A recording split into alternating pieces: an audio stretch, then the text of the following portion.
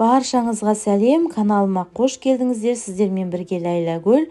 Бүгін біз сіздермен Қытай асханасында паназиатский сорпа дайындап үйренетін боламыз.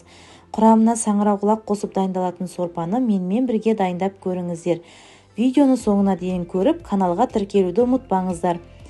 Ең алдымен қажетті заттарын дайындап аламыз. Бізге ет, осындай ашты лапиза қажет болады. Пияз, сарымсақ, имбир, соя тұздығы, соя уксусы, фунчоза, саңырауқұлақ және де пекин капустасынан жапырақтары, жартылай ашты бұрыш қажет болады. Ең алдымен саңырауқұлағымызды бір түн бұрын салқын суға замачивать етіп қоямыз. Одан кейін пісірердің алдында 2 сағат бұрын жақсылап ыстық суға пісіріп аламыз. 2-3 сағат көлемде қайнатып саңырауқұлағымызды пісіріп аламыз. Және де имбирімізді осылай жапырақ тәрізді турап, үстіне ыстық су құйып 20 минутқа немесе 10 минутқа замачивать етеміз. Енді фунчозамызды да дайындап қоямыз. Алдын ала ыстық суды құйып замачивать етеміз. Ыстық судан кейін салқын суға жуып аламыз. Және де пекин капустасының осылай жапырақ тәрізді қатты бөліктері қажет болады. Үлкен бөліктерге бөліп жапырақ тәрізді тураймыз. Барлық қажетті ингредиенттерді видеоның астындағы описание бөліміне жазып қалдырдым. Және де басқа да видеолардың сілтемесін қалдырдым. Кіріп қарап көріңіздер. Сіздерге қажетті видео рецепттер болуы мүмкін. Болгар бұрышын, жартылай ашты болгар бұрышын осылай тураймыз. Жапырақ тәрізді үлкен бөліктерге бөліп турап аламыз.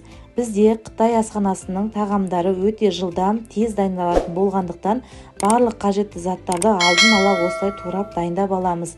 Себебі қатты қызып тұрған майға қуыратын болғандықтан барлық затымыз қол жетімді дайын тұру қажет. Сондықтан барлығын осылай турап дайындап алыңыздар.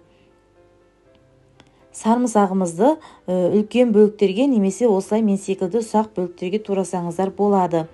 Енді бір бас чесноктың жарты бөлігін етке қуырған кезде қосамыз. Осылай ұсақтап турап аламыз. Қалған жарты бөлігін сорпаға қосатын боламыз. Енді етімізді тураймыз. Жұқа, ұзынша, соломка тәрізді турасаңыздар болады.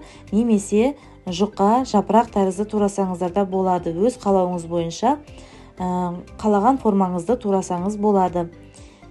Етімізді турап алғаннан кейін майымызды қыздырамыз. Қазанымызға жарты кесе майымызды құйып, жақсылап қыздырамыз. Қатты қызып тұрған майға етімізді салып, қуырамыз. Етімізді салғаннан кейін үздіксіз араластырып тұруды ұмытпаңыздар. Себебі біздің етіміз табамызға жабысып қалуы мүмкін. Сондықтан міндетті түрде үздіксіз араластырып тұрыңыздар. 1-2 минут көлемінде етімізді жақсылап қуырып аламыз және де 1 шай қасық тұз қосамыз. Енді сарымсағымызды қосып, тағы да жақсылап қуырамыз. 1-2 минут көлемінде қуырып аламыз.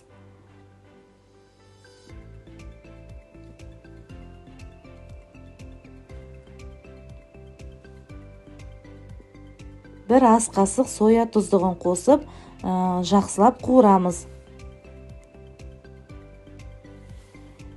Соя тұздығын қосқаннан кейін қазанның қақпағын жауып, оттың астын бәсеңдетіп 20 минут бұқтырамыз. Бұқтырғаннан кейін етіміздің суы тартылады. Сол кезде ашты лапизамызды және де чесногымызды қосып, жақсылап қуырамыз. 1-2 минут көлемінде қуырып аламыз. Содан кейін бізге жартылай ашты болгар бұрышы мен пекин капустасын қосамыз.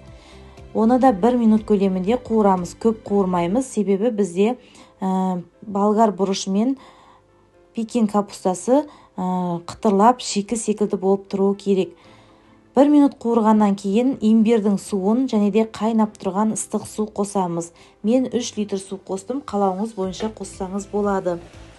Және де саңырауқұлағымызды, тұзымызды, фунчозамызды, чесногымызды барлығын қосып, үстіне соя уксусын қоссаңыздар болады, немесе қоспасаңыздар да болады. Біздің тамағымыз дайын болды. 1 рет қайнағаннан кейін оттың астын өшіріп, бұқтырып, ұсына берсек болады. Міндетті түрде дайындап көріңіздер, сіздерге және де отбасыларыңызға ұнайды деп ойлаймын. Бұл сорпа қатты ашты болмайды. Егер де қатты ашты болғанын қаласаңыздар, онда 2 ас қасық лапиза қоссаңыздар болады. Қалауыңыз бойынша әртүрлі ас көктермен әсемдесеңіз болады. Біздің сорпамыз дайын болды. Сіздерге және де отбасыларыңызға ұнайды деген ойдамын. Міндетті түрде дайындап көріңіздер және де каналға тіркелуді ұмытпаңыздар. Баршаңызға рахмет. Ас болсын. Сіздермен бірге болған Ләйләгүл.